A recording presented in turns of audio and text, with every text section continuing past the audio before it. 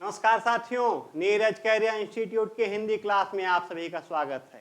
साथियों, पिछली क्लास में हम चर्चा कर चुके हैं संधि पर। संधि के अंतर्गत हम संधि के पहले भाग, संधि के पहले भेद, स्वर संधि का अध्ययन कर चुके हैं। स्वर संधि के अंतर्गत हमने अलग अलग क्लासेज में स्वर संधि के पांचों भेद, दीर्घ स्वर संधि और उसके बाद फिर वृद्धि संधि, गुण संधि, यड़ संधि और अयादि संधि का अध्ययन हमने किया है। और हम अध्ययन करेंगे व्यंजन संधि का। संधि के तीन प्रकार, स्वर संधि, व्यंजन संधि और तीसरी विसर्ग संधि। स्वर संधि का अध्ययन हम कर चुके हैं और हम अध्ययन करेंगे व्यंजन संधि का। देखिए, किसी व्यंजन के साथ किसी स्वर या व्यंजन के योग से, ध्यान दीजिएगा, जब स्वर संधि की बात होती है तो वहां स्वर का स्वर से ही योग होता है, लेकिन व्यंजन संधि में व्यंजन के साथ किसी स्वर या व्यंजन, दोनों में से कोई भी हो, के योग से उत्पन्न विकार को व्यंजन संधि कहते हैं। देखिए, तीन स्थितियां बनेंगी जब व्यंजन संधि होगी। कौन कौन सी? स्वर से व्यंजन का मेल हो तब बनेगी व्यंजन संधि, व्यंजन से स्वर का मेल हो तब भी बनेगी व्यंजन संधि, और अगर व्यंजन से व्यंजन का मेल हो तब भी जो संधि बनेगी वो संधि होगी व्यंजन संधि। तीनों स्थितियों में जो संधि बनेगी वह संधि होगी व्यंजन संधि। अब हम देखेंगे व्यंजन संधि के अंतर्गत आने वाले चार प्रमुख शब्द क्या हैं और उनका असर क्या होता है। ये चार शब्द हैं। पहला है आदेश, दूसरा आगम, तीसरा लोप और चौथा है प्रकृति भाव। अब देखिए, आदेश क्या है? किसी वर्ण को बदलकर उसके स्थान पर अन्य वर्ण लिख देना आदेश होता है।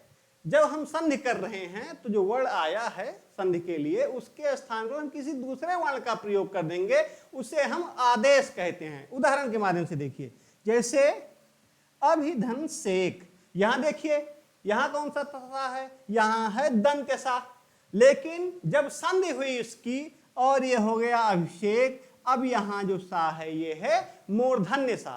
तो यहां क्या हुआ? यहां पर सा के स्थान पर सा का प्रयोग कर दिया गया, तो हम कहेंगे कि यहां आदेश हुआ है। दूसरा है आगम। दूसरा शब्द जो महत्वपूर्ण शब्द है इसमें वो है आगम। आगम के अंतर्गत कोई नया वर्ण लिख देना आगम कहलाता है। कोई नया वर्ण लेना आगम कहलाता है। जैसे देखिए, आधन छादन, आधन छादन। अब इसमें क्या हुआ? जब हम इसकी संधि करते हैं तो ये होता है आच्छादन। इसमें देखिए स्वर रहित चा आ गया, स्वर रहित चा का इसमें क्या हो गया?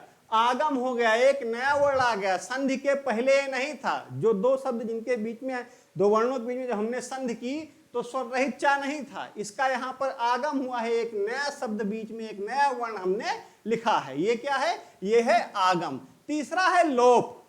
लोप के अंतर्गत किसी वर्ण को हटा दिया जाता है, किसी वर्ण को हटा देना लोप होता है। इसे देखिए, युवन धन अवस्था बराबर युवा अवस्था। युवा धन अवस्था बराबर युवा अवस्था नहीं होता, युवन धन अवस्था बराबर युवा होता है। जब इसकी संधि हुई तो स्वर रहित ना को हटा दिया गया, स्वर रहित ना का लोप हो गया। चौथा है प्रकृति भाव।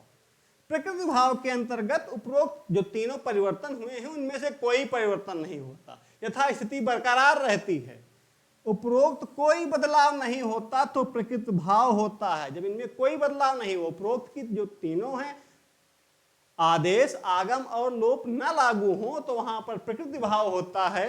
जैसे देखिए, अह अह के साथ का, खा, गा, घा का योग हो तो कोई बदलाव नहीं होता है। प्रातः धन काल बराबर प्रातः काल ऐसे ही लिखा जाएगा, विसर्ग का निशान बीच में रहेगा। और आप जानते हैं, पिछली कक्षा में पढ़ चुके हैं, मात्राएं की क्लास में आप पढ़ चुके हैं। जब हम मात्राएं की क्लास में शिरोरेखा पढ़ा रहे थे, वहां पर आप पढ़ चुके हैं कि विसर्ग के ऊपर शिरोरेखा का प्रयोग नहीं किया जाता है। इसीलिए देखिए, प्रातः काल ऐसे ही लिखा जाता है। ये एक ही शब्द है, प्रातः और काल अलग अलग यहाँ नहीं है, प्रातः काल एक ही शब्द है, क्योंकि शिरोरेखा के ऊपर विसर्ग के ऊपर शिरोरेखा का प्रयोग नहीं किया जाता है, इसीलिए लगता है लोगों को कि अलग अलग शब्द है, जबकि अलग अलग शब्द नहीं, एक ही शब्द है प्रातः काल। अगली क्लास में, अगले वीडियो में हम व्यंजन संधि के विभिन्न नियमों पर चर्चा करेंगे, क्योंकि जिस प्रकार स्वर संधि अपने 5 भेदों से बंधी हुई है, उसी प्रकार व्यंजन संधि अपने नियमों से बंधी हुई है। तो अगली क्लास में हम आप सबके बीच एक बार फिर से उपस्थित होंगे व्यंजन संधि के नियमों के साथ। तब तक के लिए आप सभी को नमस्कार।